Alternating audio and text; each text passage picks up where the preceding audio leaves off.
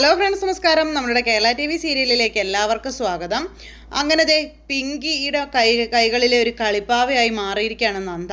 എന്തിനും ഏതിനും താൻ പറയുന്ന കാര്യങ്ങൾ മാത്രമേ ഇനി അനുസരിക്കാൻ പാടുള്ളൂ എന്ന് പിങ്കി പറഞ്ഞെടുത്ത് പ്രിയേച്ചിക്ക് വേണ്ടി തൻ്റെ ജീവിതം പോലും വേണ്ടെന്ന് വെക്കാൻ തയ്യാറായി നിൽക്കുന്ന നന്ദ തനിക്ക് കഴിയാത്ത കാര്യങ്ങൾ പലതും ചെയ്യാനായിട്ട് തയ്യാറാകുന്നു.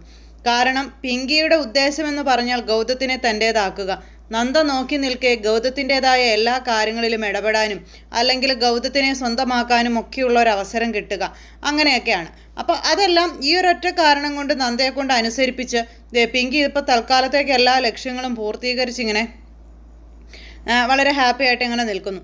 അങ്ങനെ ഗൗതം പോകുമ്പോൾ, ഗൗതം വരുമ്പോൾ, ഗൗതത്തിൻ്റെ കൂടെ ഇതിനെല്ലാം പ്രയോറിറ്റി കൊടുക്കുന്നത് പിങ്കിക്ക്. അപ്പോൾ എല്ലാത്തിൽ നിന്നും നന്ദ ഇങ്ങനെ മാറി നിൽക്കുന്നത് നമ്മുടെ ഗൗതത്തിന് അറിയാം എന്തുകൊണ്ടാണ് ഈ നന്ദ ഇങ്ങനെ ഇപ്പോൾ ഒരു റഫായിട്ടുള്ള ആ ഒരു ഇതിൽ സംസാരിക്കുന്നത് അല്ലെങ്കിൽ നിൽക്കുന്നതെന്നൊക്കെ. പക്ഷേ ഇവർ തമ്മിലുള്ള ആ ഒരു കണ്ടീഷൻസ് ഒന്നും ഗൗതത്തിന് അറിയില്ലല്ലോ. ഗൗതം ഇങ്ങനെ ആലോചിക്കുന്നുണ്ട് എന്തുകൊണ്ടായിരിക്കാം നന്ദ ഇങ്ങനെ പെരുമാറുന്നത്. അപ്പോൾ ഗൗതം ആണെങ്കിൽ ഓഫീസിലേക്ക് പോകാൻ ഇറങ്ങുന്ന സമയത്ത് ഗൗതത്തിനെ യാത്രയാക്കാൻ അല്ലെങ്കിൽ ഗൗതത്തിൻ്റെ കൂടെ പോകാനായിട്ട് നമ്മുടെ നന്ദ ഇങ്ങനെ ഇറങ്ങി വരുന്ന സമയത്ത് ഈ പിങ്കി പിന്നാലെ ചെന്നിട്ട് നന്ദയെ വലിച്ചു മാറ്റി നിർത്തിയിട്ട് ഗൗതത്തിൻ്റെ കൂടെ ഇന്ന് ഞാനാണ് വരുന്നതെന്നൊക്കെ പറയുക. അപ്പോൾ അതൊക്കെ കേട്ടപ്പോൾ നന്ദ ഇങ്ങനെ നോക്കിക്കൊണ്ട് ഇങ്ങനെ നിൽക്കുക കേട്ടോ. ഗൗതവും അതുപോലെ തന്നെ എല്ലാവരും ഇങ്ങനെ നോക്കി. അപ്പോൾ ഇത് ലക്ഷ്മി ഇങ്ങനെ വരുന്നു. ലക്ഷ്മി വന്നിട്ട് ഇത് എന്തൊരു അന്യായമാണ് ഈ കാണിക്കുന്നത് എന്നുള്ള രീതിയിൽ ഇവരോട് സംസാരിക്കാൻ തുടങ്ങിയപ്പോൾ നന്ദ എല്ലാവരുടെയും കേൾക്ക പറഞ്ഞു, പിങ്കിക്ക് ഗൗതം സാറിൻ്റെ കൂടെ പോകണം എന്നുണ്ടെങ്കിൽ പിങ്കി പൊയ്ക്കോട്ടെ, എനിക്കതിന് കുഴപ്പമില്ലെന്ന്. അപ്പോൾ അത് കേട്ട് കഴിഞ്ഞപ്പോൾ ലക്ഷ്മി പോലും അമ്പരന്ന് പോയിട്ടോ. എല്ലാവരും ഇങ്ങനെ അന്താളിച്ച് ഇങ്ങനെ നിൽക്കും. ഇതെന്താ നന്ദയ്ക്ക് പറ്റിയത്, നന്ദ എന്താ ഇങ്ങനെയൊക്കെ പറയുന്നത്, അങ്ങനെയൊക്കെ.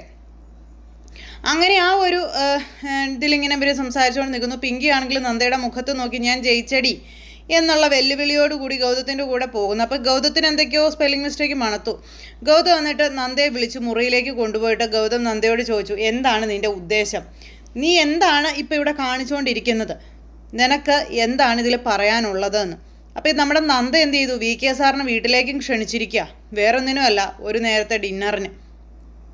അപ്പോൾ അങ്ങനെ VK സാർ വീട്ടിലേക്ക് കയറി വന്നു കഴിഞ്ഞിട്ടുണ്ടെങ്കിൽ എല്ലാവരും എങ്ങനെ പ്രതികരിക്കും അല്ലെങ്കിൽ പ്രിയേച്ചി അതെങ്ങനെ പ്രതികരിക്കും ഇതൊക്കെ അറിയാൻ വേണ്ടിയിട്ടാണ് നന്ദ ആ പരിപാടി ചെയ്തത്.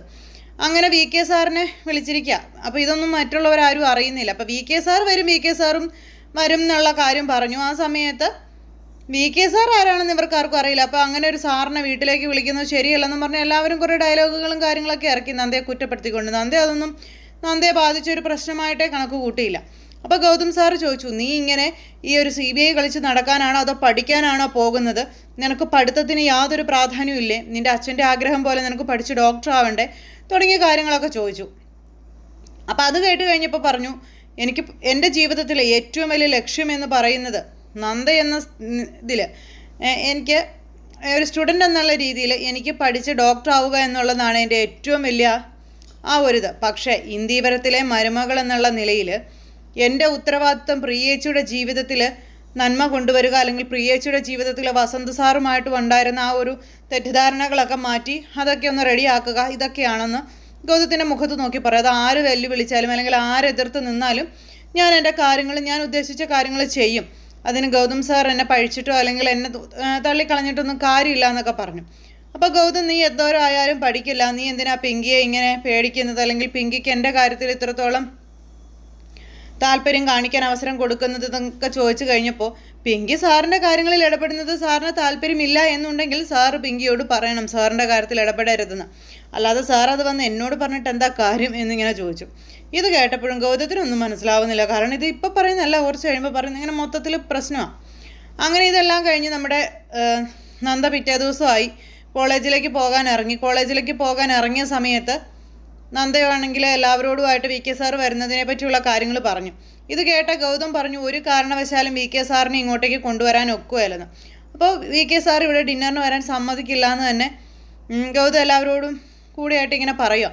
അപ്പോൾ അവളുടെ സാറിനെ കൊണ്ടുവരുന്നതിൽ എന്താ തെറ്റെന്ന് ലക്ഷ്മി ചോദിച്ചു, അതുപോലെ തന്നെ പ്രിയയും ചോദിച്ചേ.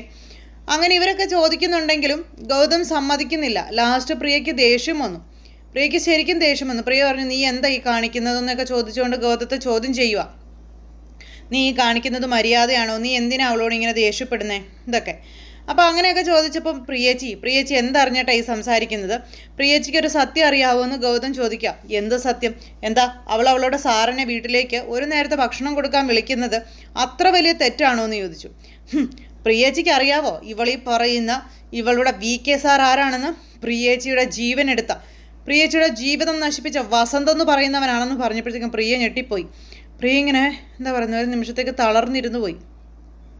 പ്രിയേച്ചിയുടെ ജീവിതം ഇന്ന് തമ്മിൽ തല്ലി പോകാനൊക്കെയുള്ള കാരണമെന്ന് പറഞ്ഞ് വസന്തിനെ കുറേ കുറ്റം പറഞ്ഞു ഗൗതം അങ്ങനെ വസന്തിനെ കുറേ കുറ്റം പറയുന്നത് കേട്ട് കുറേ നേരമൊക്കെ നമ്മുടെ പ്രിയ പിടിച്ചിരുന്നു. പക്ഷേ പ്രിയയ്ക്ക് പിടിവിട്ടുപോയി. അത് നിയന്ത്രിക്കാനായില്ല. എഴുന്നേറ്റിട്ട് ഗൗതത്തിൻ്റെ ചെകിട് നോക്കി ഒരു ഒറ്റ അടി വെച്ച് കൊടുത്തു. അദ്ദേഹത്തിനെക്കുറിച്ച് അത്രയ്ക്കും അപമര്യാദയായിട്ട് പെരുമാറിയതിന്. പ്രിയയിലെ ആ ഒരു മാറ്റം കണ്ട് എല്ലാവരും വാ പൊത്തി ഇങ്ങനെ നിൽക്കുക. പേടിച്ചു പോയി എല്ലാവരും. അതുപോലെ പ്രതികരിച്ചു എന്ന് വേണം പറയാനായിട്ട്. അപ്പോൾ അങ്ങനെ പ്രിയ അത് ചെയ്തപ്പോഴേക്കും എല്ലാവരും ഞെട്ടി ഇങ്ങനെ നിൽക്കുക. കാരണം പ്രിയയുടെ പവർ എന്താണെന്ന് എന്നാണ് അവരറിഞ്ഞത്. നീ എന്താടാ പറഞ്ഞത്? അദ്ദേഹം എൻ്റെ ജീവിതം നശിപ്പിച്ചെന്നോ? അദ്ദേഹത്തിൻ്റെ ജീവിതം ഞാനല്ലടാ നശിപ്പിച്ചതെന്ന് ചോദിച്ചങ്ങ് തുടങ്ങി. എൻ്റെ അമ്മയുടെ സ്വാർത്ഥത കാരണം എൻ്റെ ജീവിതം നശിപ്പിച്ചത്, അദ്ദേഹത്തിൻ്റെ ജീവിതം നശിപ്പിച്ചത് ഈ ഇരിക്കുന്ന സ്ത്രീയാണ്. അതും മറച്ചു വെച്ചുകൊണ്ട്, അതും മറന്നുകൊണ്ട് നീ വേണ്ടാതീനം പറയരുതെന്നും പറഞ്ഞുകൊണ്ടാണ് പ്രിയ ഇങ്ങനെ പ്രശ്നം ഉണ്ടാക്കിയത്. അങ്ങനെ എല്ലാവരുടെയും മുന്നിൽ വെച്ച് വസന്തിനെ ആക്ഷേപിച്ച, അല്ലെങ്കിൽ നന്ദയോട് അപമര്യാദയായിട്ട് പെരുമാറിയ ഗൗതത്തിൻ്റെ ചെവിക്കല്ലാണ് അടിച്ചു പൊളിച്ചത്. ശരിക്കും പറഞ്ഞിട്ടുണ്ടെങ്കിൽ പ്രിയ ഒരു നല്ല ഭാര്യയായിരുന്നു, അല്ലെങ്കിൽ വസന്ത് നല്ലൊരു ഭർത്താവായിരുന്നു, ഇതിനിടയിൽ കളിച്ചവരാണ് ഇവരെ ചതിച്ചത് എന്നൊക്കെയുള്ള ഒരു കാര്യങ്ങൾക്ക് ക്ലാരിറ്റി വരാൻ ഇന്നത്തെ ഒരു ഒറ്റ അടി മാത്രം മതി. അങ്ങനെ പ്രിയ ഇങ്ങനെ എന്നിട്ട് അടിയും കൊടുത്ത് അതുപോലെ തന്നെ ഇങ്ങനെ എന്താ പറയുന്നതോ ഒറ്റ ഇരിപ്പങ്ങിരുന്നു. പിന്നെ ഒരു അക്ഷരം പോലും മിണ്ടിയിട്ടില്ല, ചലിച്ചിട്ടില്ല. മുഖവും ഇങ്ങനെ കുമ്പിട്ടിരിക്കുകയാണ്. അങ്ങനെ അടി കിട്ടിക്കഴിഞ്ഞപ്പോഴത്തേക്കും ഗൗതം അവിടെ നിന്ന് തുള്ളിച്ചാടി മുറിയിലേക്ക് കയറിപ്പോയി. മുറിയിലേക്ക് കയറി പോകാൻ തുടങ്ങിയപ്പോൾ നമ്മുടെ നന്ദയും ഇങ്ങനെ ആകെ വല്ലാതായിട്ട് നിൽക്കുക. അപ്പം പിന്നെ നന്ദയുടെ മെക്കിട്ടേക്കായി. നിനക്ക് സമാധാനമായില്ലേ എന്ന് ചോദിച്ചു. അപ്പം ഇതിൻ്റെ പേരിൽ ഇനി ആരും നന്ദയെ കുറ്റപ്പെടുത്തേണ്ടെന്നും അതിനെനിക്ക് താല്പര്യമില്ല എന്നുള്ള കാര്യവും പറഞ്ഞ് നമ്മുടെ പ്രിയയും കയറിപ്പോയി. അങ്ങനെ പ്രിയയുടെ ഉള്ളിൽ എന്താ പറയുന്നത് കെട്ടിക്കിടന്ന കനലുകൾ കുറേയൊക്കെ ഇങ്ങനെ പുറത്തേക്ക് വരുന്നു. ഈ സമയത്ത് ഇതൊക്കെ കണ്ട് പിങ്കി ഭയങ്കരമായിട്ട് സന്തോഷിക്കുക. പിന്നെ പിങ്കിക്ക് ഒരു ദേഷ്യമുള്ളത് ഗൗതത്തിനെ തല്ലിയതിൻ്റെ പേരില്ല. ഗൗതത്തെ തല്ലിയത് കൊണ്ട് ആ ഒരു ദേഷ്യം ഇങ്ങനെ മനസ്സിൽ കിടക്കുക.